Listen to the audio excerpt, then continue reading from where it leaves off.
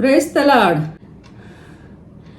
നിങ്ങൾ എൻ്റെ YouTube channel കാണുന്നുണ്ട്, അതിന് ഞാൻ നന്ദി പറയുന്നു. എന്നെ സപ്പോർട്ട് ചെയ്യുന്നതിന് നന്ദി പറയുന്നു.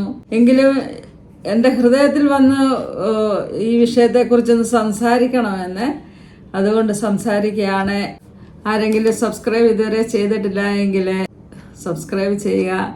നിങ്ങൾക്കറിയാമല്ലോ പ്രിയപ്പെട്ടവരെ, ദൈവത്തിൻ്റെ ആത്മാവ് എൻ്റെ ഹൃദയത്തിൽ ഇടപെട്ടതുകൊണ്ടാണ് ഞാനിതുപോലെ വചനം ഷെയർ ചെയ്യാനൊക്കെ യൂട്യൂബ് ചാനൽ തുടങ്ങിയതൊക്കെ.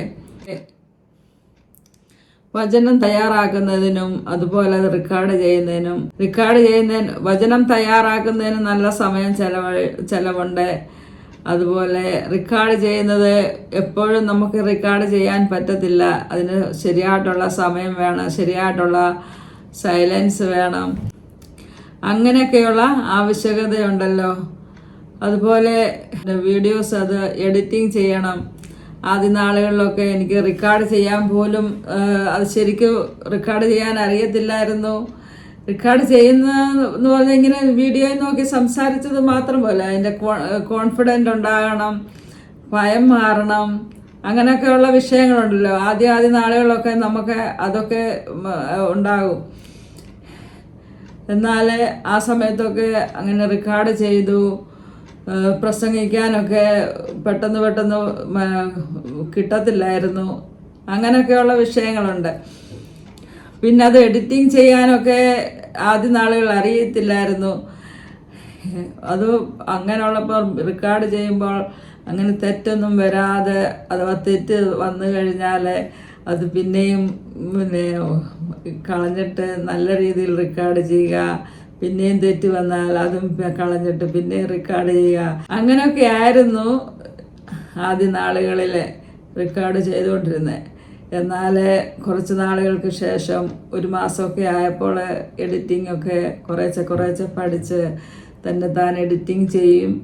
അതുപോലെ എഡിറ്റിംഗ് ചെയ്യണമെങ്കിൽ നമ്മൾ പലപ്പോഴും ഇങ്ങനെ പറയേണ്ട വചനങ്ങൾ ഓർത്ത് വരുമ്പോഴത്തേനും നമ്മുടെ മനസ്സിൽ നിന്ന് ഇങ്ങനെ ഒരു ശബ്ദം പുറപ്പെടുവിക്കുമല്ലോ. അങ്ങനെ ആ ശബ്ദം ഒക്കെ ഒത്തിരി വരാറുണ്ട്. അതൊക്കെ എഡിറ്റിംഗ് ചെയ്ത് കട്ട് ചെയ്ത് കളയണം. അതുപോലെ നമ്മൾ പറഞ്ഞുകൊണ്ടിരിക്കുമ്പം തന്നെ നമ്മളുടെ വായിലെ വാക്കുകൾ പൂർണ്ണമാകാതെ മുറിഞ്ഞു പോകുന്ന അവസ്ഥയുണ്ട്. അതൊക്കെയും പിന്നെ നമ്മൾ മനസ്സിലാകുമ്പോൾ അത് പിന്നെ എടുത്ത് പറയുന്നുണ്ട്. എന്നാൽ ആദ്യം പറഞ്ഞ കാര്യങ്ങളൊക്കെ അവിടെ കിടക്കുമ്പോൾ അതെല്ലാം എഡിറ്റ് ചെയ്ത് മുതലേ കട്ട് ചെയ്ത് കളയേണ്ട ആവശ്യമുണ്ട്. അങ്ങനെ ഈ എഡിറ്റിംഗ് ചെയ്ത് പിന്നെ അതിനെല്ലാം കാര്യങ്ങൾ, അതിനകത്ത് ഒരുപാട് കാര്യങ്ങൾ ചെയ്യാനുണ്ട്. അതൊക്കെ ചെയ്യുന്നതിന് ഒരുപാട് സമയമുണ്ട്. ഒരു ദിവസം മുഴുവനും ചില വീഡിയോസിന് അങ്ങനെ സമയം പോകാറുണ്ട്.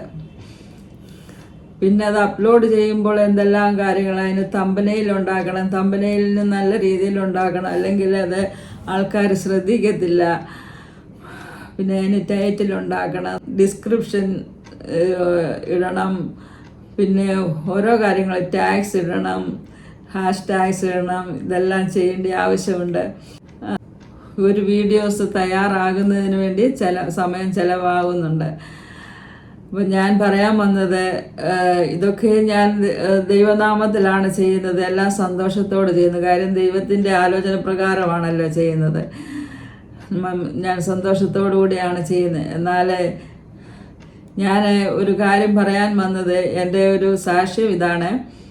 ഒരു പ്രാവശ്യം ഞങ്ങളുടെ പാസ്റ്റർ പ്രസംഗിച്ചപ്പോൾ ഒരാളുടെ ഒരു സാക്ഷി പറഞ്ഞു. അത് ഞങ്ങളുടെ ഛത്തീസ്ഗഡ് സ്റ്റേറ്റിൻ്റെ പ്രസിഡൻറ്റിൻ്റെ മോൻ്റെ വിഷയമാണ്. ആ മകനെ ദൈവസന്നിധാനത്തിൽ തീരുമാനമെടുത്തു 50% ദൈവത്തിന് വേണ്ടി കൊടുത്തോളാം എന്ന്. ആ തീരുമാനത്തിൽ ആ മകൻ ചെയ്യുന്നുമുണ്ട്.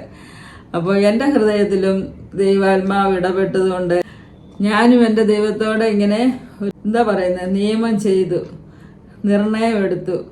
കർത്താവ് എനിക്ക് സ്വന്തമായിട്ട് അല്ലെ പേഴ്സണലായിട്ട് എന്തെങ്കിലും ഒരു വരുമാനം കെട്ടിത്തന്നാൽ, അന്നേരം ഞാനിത് ഇങ്ങനൊന്നും ചിന്തിച്ചിട്ടേ ഇല്ല. അപ്പം ഞാൻ ഈ പറയാൻ വന്നത്, അങ്ങനെ ഞാനൊരു തീരുമാനമെടുത്തു, കർത്താവ് എനിക്ക് പേഴ്സണലായിട്ടൊരു വരുമാനം ഉണ്ടെങ്കിൽ കർത്താവിൻ്റെ സന്നിധാനത്തിൽ ഞാൻ 50% ഞാൻ ദൈവനാമത്തിന് വേണ്ടി കൊടുക്കും എന്ന് ഞാനൊരു തീരുമാനമെടുത്തു. ഇതുവരെ അതുപോലെ വരുമാനമൊന്നും ആയിട്ടില്ല. വരുമാനമാകുമ്പോൾ ദൈവസന്നിധാനത്തിലിടും. കർത്താവ് എൻ്റെ തീരുമാനം മനസ്സിലാക്കിയിട്ടുണ്ട്. നിങ്ങൾ എൻ്റെ വീഡിയോസ് കാണുമ്പോൾ സബ്സ്ക്രൈബ് ചെയ്യുക. അത് എനിക്കൊരു സപ്പോർട്ടായി തീരും. 4000 വാച്ച് ഹവർ ഉണ്ടെങ്കിൽ, അതുപോലെ 1000 സബ്സ്ക്രൈബർ ഉണ്ടെങ്കിൽ ഒരു വരുമാനം എനിക്ക് ലഭിക്കും, ചെറിയ വരുമാനം ലഭിക്കും. അങ്ങനെ ലഭിക്കുകയാണെങ്കിൽ കർത്താവിന് വേണ്ടി ഞാൻ എടുത്ത തീരുമാനപ്രകാരം ചെയ്യും. നിങ്ങൾ എന്നെ ഓരോരുത്തർ കാണുമ്പോൾ ഓരോ സബ്സ്ക്രൈബർ മാത്രമല്ല ഒരാൾക്ക് കൊടുക്കാൻ പറ്റുള്ളൂ. അപ്പോൾ സബ്സ്ക്രൈബ് ചെയ്യാൻ ദൈവം നിങ്ങളെ സഹായിക്കട്ടെ. അത് നിങ്ങൾക്ക് ഒരു പ്രതിഫലമായിട്ട് സ്വർഗത്തിൽ ദൈവം തരും.